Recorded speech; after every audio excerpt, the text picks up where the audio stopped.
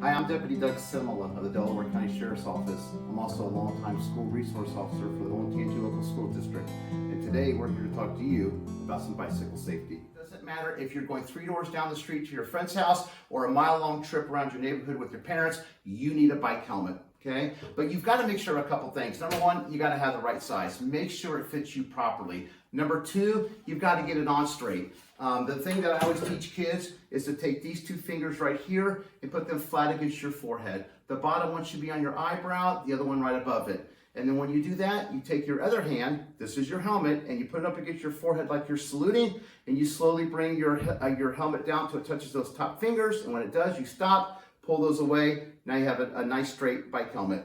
But the biggest problem are the chin straps.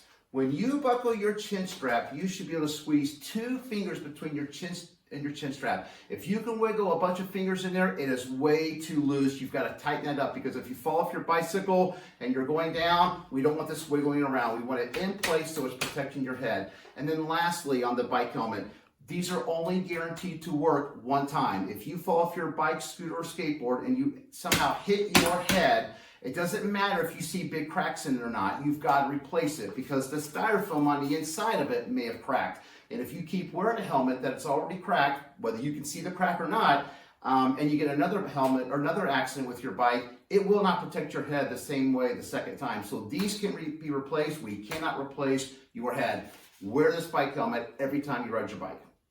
Things on our bike that we need to check before we start to ride them to make sure that everything is working properly.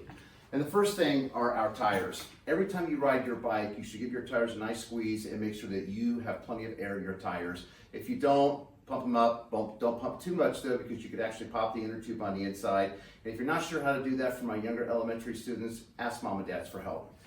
Secondly is just to make sure that your brakes are working. Check these on a flat surface, like maybe the inside of your garage or sidewalk out in front, to make sure that they're working properly and that you can stop easily. Number 3, we're going to check the height of our seat. When you straddle your bike and come to a complete stop, you should be able to control your bike. And that may involve you having to use the little handle on your bike. Yours may be silver or black. This, when you take or release this, it allows you to actually move your bike seat around and get it right where you want it, and then push that back, and then you have a nice bike seat at the right height for you. And then lastly, our bike chain. We want to make sure that we're actually oiling our bike chain a couple times a year so it'll run smooth, quick, fast, quiet. If you don't oil your bike chain, it can be very hard to pedal. It can start to squeak. It can eventually turn rusty and even break on you. But again, for younger elementary kids, the oil is a poison. So I want you to ask mom and dad for help so you're not getting that on your skin, in your eyes, up your nose, or in your mouth, and you swallow it. So that's the basic 4 things on our bicycle that we want to check before we start to ride it.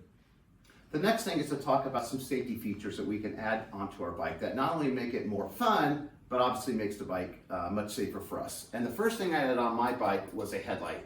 Even in the daylight when the sun is out, if I'm driving a car, it is so much easier for me to see you on your bike if you have a headlight.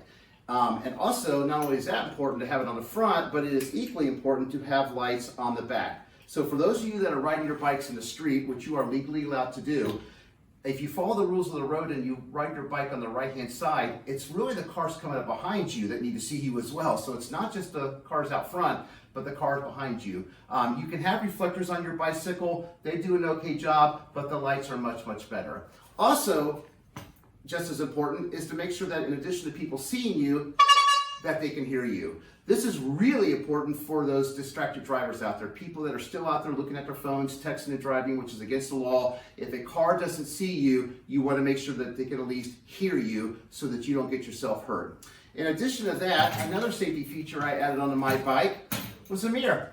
So mom and dads have mirrors in their car. They have a rear view mirror right there by their head. They have mirrors on the outside of the car. All those mirrors enable them to see what's going on behind them. We don't have that on a bike. So we adding a mirror here to where you could just glance down if you hear something behind you will help you, as opposed to turning your whole head to see what's behind you and possibly losing your balance or falling off your bike. And then lastly, and I always hate to tell kids that they should add this on your bike, but you really should consider putting a lock on your bike, okay?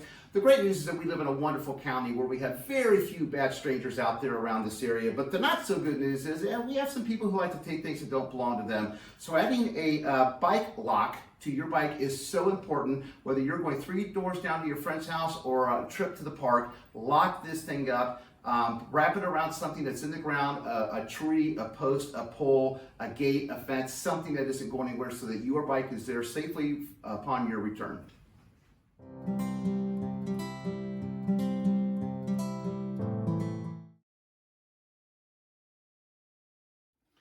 And just a couple other closing remarks. Number one, wearing white or bright colored clothing when you ride your bike is super important. Again, I go back to someone like me driving my car on the roadway. It's just easier for us to pick up white or bright clothing as opposed to like dark or black. It's no different than trick or treat safety that I teach.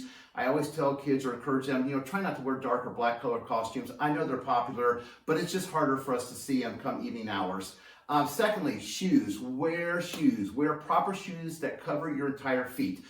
Flip-flops and sandals are not good to wear when you're riding your bike, but wear gym or tennis shoes. And when you're going to do that, wear Velcro, wear the slip-ons. If you're going to wear shoes that have long shoelaces, put them in a double knot, because you don't want them to get untied on you and somehow you put your foot forward and they get stuck in the spokes on your wheel and it could flip you off of your bike.